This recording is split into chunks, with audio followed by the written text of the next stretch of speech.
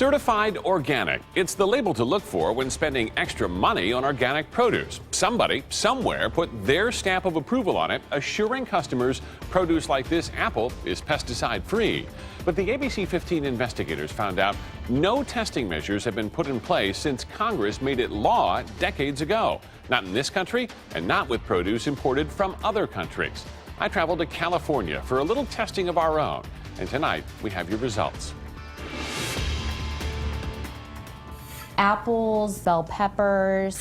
Organics have grown Carrots, pears. into a multi-billion-dollar industry. I feel like it's a better health option. That's what some people think, but you might be surprised to know there are no studies that say organic foods are in fact healthier. I think they taste more fresh. Shoppers are even willing to pay 20 to 30% more for organic. I'd rather be safe anyway and just put something that doesn't have pesticides in my body. By definition, organic does not mean chemical-free. Will Sumner has been a chemist for more than 35 years. It just means that they're grown without the use of synthetic pesticides and fertilizers. He tests produce for the government. Now, it doesn't mean that they're not toxic. So is the more expensive organic food we buy safer than conventionally grown? The USDA's organic program admits they don't test food as it comes into the country at ports like this one in Oakland, California. And officials say they only sporadically test samples across the country. But they are supposed to. Congress put into law the Organic Foods Production Act in 1990. It requires the Department of Agriculture to test organic produce and oversee third-party certifiers all around the world. Oversight of all organic growers who wish to get that USDA stamp of approval. But for 20 years now, that mandated routine testing hasn't happened. Miles McAvoy heads the program for the USDA. Congress indicated that certifiers should be doing periodic residue testing, and that had never been established. The Inspector General did this audit in 2010. That's when McAvoy found out his agency had never set up any testing procedures as required by law. So we did. The ABC15 investigators joined with 10 of our sister stations across the country.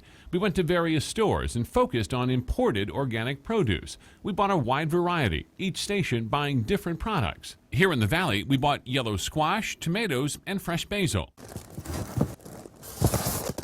Each sample from across the country was then shipped overnight to the same certified lab in California. Total, the lab tested 33 different types of imported organic produce for us. Our results, 12% had pesticide residues. An additional 10% had trace amounts, all but one within government standards. Most of the residues you're going to be finding are not unsafe.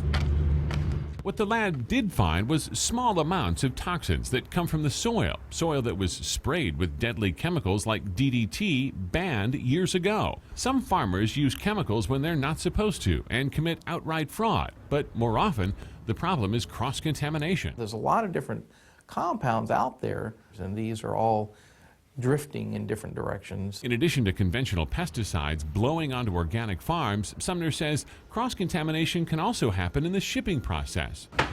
All of our organic produce that tested positive for residues came from Mexico.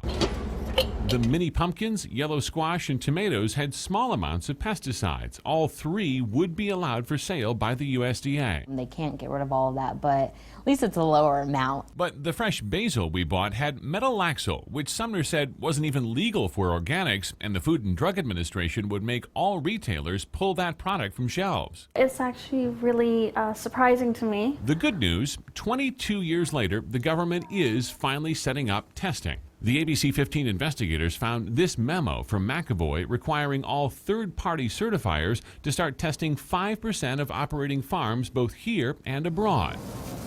The goal? To discourage mislabeling, prevent residues, and meet consumer expectations. How well that's implemented overseas, can USDA have the staff over there to make sure it's being run the same? That's the question.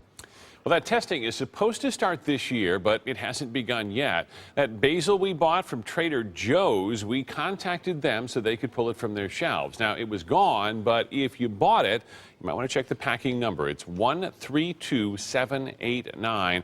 We want to emphasize it really needs to be thrown out. We're going to have the info for you on our website, abc15.com/investigators. And important to note here, so many of the critics of the USDA's program really point to imported produce? Because there are no government inspectors. They rely solely on these private companies over there. Well, okay, new mom. We're Okay. always buying organic because we want to protect our kids. Is it actually even better for us, for them? Well, yeah, I think that's the perception, that organics are actually better for you. There are no studies that actually show that it's more nutritious or anything like Right. that. A lot of the testing does show it generally does have fewer pesticides. We put a few links to those studies, by the way, on our website. The most important thing, though, is you got to wash this stuff. Because it's not just pesticides. We've seen just this week with that spinach recall. Yep. It's things like Listeria, E. coli, those kinds of things that can really make you sick. Yep, scrubbing them, that's for sure. Thank you, Steve. All right.